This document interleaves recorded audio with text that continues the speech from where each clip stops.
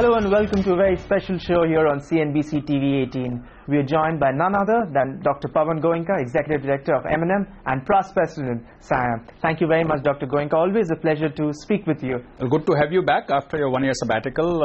You look ready to go. Let's talk a little bit about tax reform, GST, which is, and for any manufacturing sector, GST is very, very important, and automobile sector perhaps stands to gain the most if GST is passed.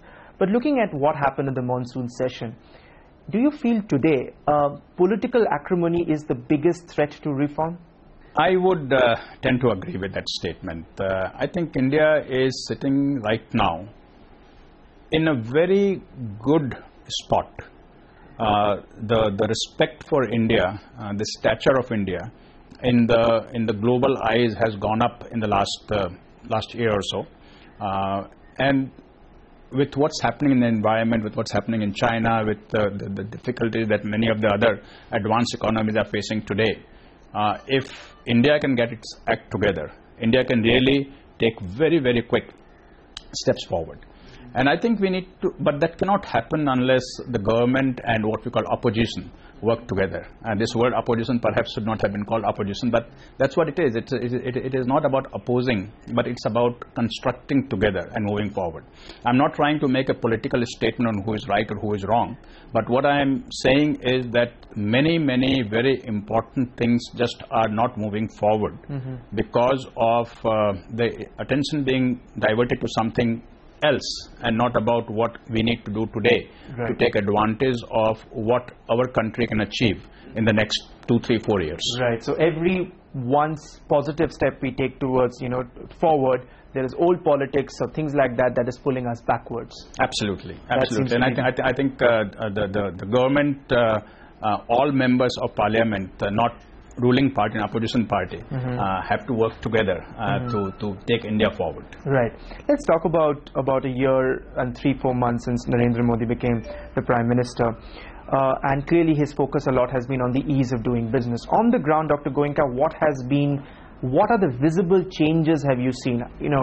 Leaving the rhetoric aside, let's talk about in reality, what are the changes that have been introduced? And if you had a wish list, if M&M had a list of things or areas that you would want the Prime Minister to look into, what would those areas be? I think, again, I go back to the question that you just asked, that a lot of things that need to happen. And perhaps government has the right intention of making them happen, are not really happening. And not happening because of state central politics in some cases, because of opposition ruling politics in some cases, because of election politics in other cases, and many things really are not happening, and therefore reforms that we would have liked to see have not happened to the extent that the expectation was. But let me now come back and talk about some of the things that had come in through SEBI or Corporate Affairs Ministry as New Company Act. A lot of those have been simplified in the last 3 to 6 months, where things that were becoming absolutely onerous on businesses in terms of reporting, compliance, which was not adding value, have been somewhat simplified. There is of course effort going on the land acquisition bill that is not moving anywhere, though it is seen as something which is a step backwards from farmers' viewpoint, but it also is something that is necessary for ease of setting up a new business. Absolutely. Right? The gestation period for setting up a new business has to come down. That's part of ease of doing business. So some small things have happened, but the big bang thing that we're expecting to see so far have not happened. Right.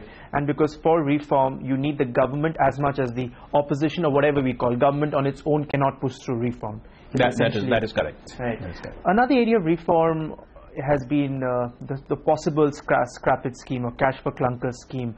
Mr. Nitin Gadkari recently announced the modality, saying that we are still waiting to hear from the Finance Ministry. That has been on the auto industry's wish list for long, because we saw the impact it had in UK, where sales totally turned around, and maybe the same may also happen in India. What is the auto industry's view on scrappage scheme? Well, our view always has been that given that India has many very old vehicles on the road and these very old vehicles are fuel inefficient, these very old vehicles are not good for the environment, these very old vehicles are not do not have as much safety in it as the modern vehicles do. Therefore, it will be good for the country to not have those vehicles on the road, and if we can take them off of the road, then it is overall a better thing to do. Question always comes up, who will finance it? And the answer is that if taking the old vehicles out of the road generates fresh revenue in terms of indirect taxes, then can some of it be used to incentivize taking these vehicles off the road? That's what I think Mr. Gadkari has announced, that we will give X amount of money for taking these vehicles off the road. Whether that's enough or not enough, I cannot say, but that's a start. But Dr. Goenka, as far as incentives are concerned, for this scheme seems to be modeled more, at least the idea comes again from the UK scrappage scheme of 2009, and where the government had given usually a discount of about £2,000, which were equally borne by the government and the automakers. You think in India, owing to the fact that there's so much of price competition, there is a possibility that the auto industry, the auto sector will also be willing to bear a certain amount of discounts to incentivize scrappage? Well, I think it's going to be left to individual manufacturers, and if a manufacturer wants to come forward and say that in a situation like this, I'm going to double it or pay 50%, that's up to individual. I don't think that should be regulated, because that's competition will decide that. And depending on what I see as value proposition for my company and how somebody else sees it, that might happen.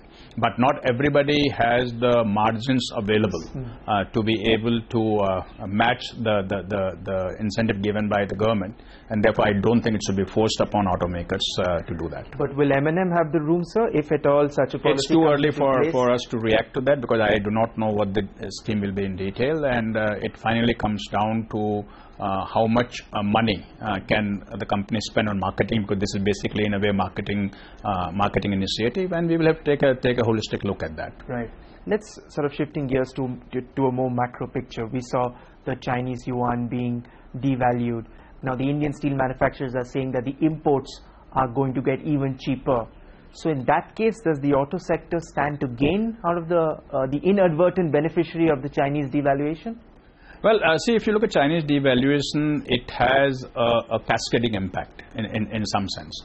The biggest impact that you'll probably see is on commodity prices, where clearly China is a very big consumer of all commodities, and what happens in China has an effect everywhere.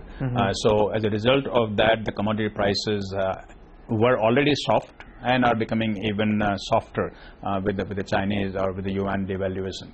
So that would definitely benefit the consumers and OEMs alike in terms of the input cost, and that's good in the short term, at least for the economy.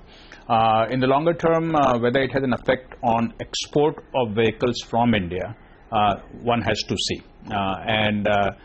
There's a difference between export of Indian developed product and export where product just manufactured in India is one of the manufacturing locations.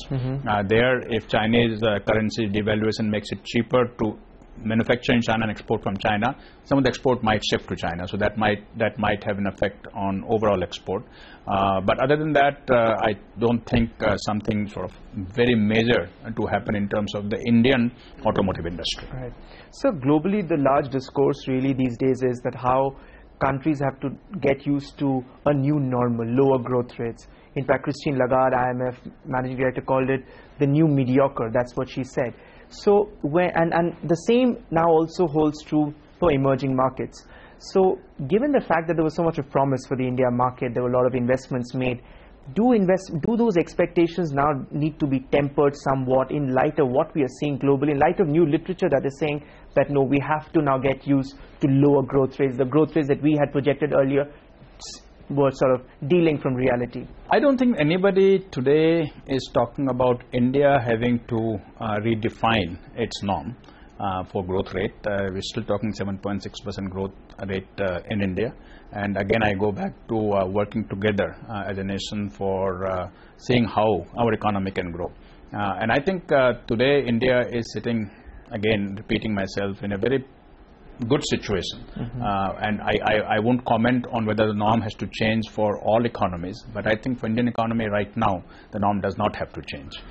If it changes, it will be on our own doing and not because of the environment that we are in. And I still believe that we have a lot of potential to do very well and emerge as one of the fastest growing nation in the world, even overtaking our neighbors, China, which many believe is bound to happen now.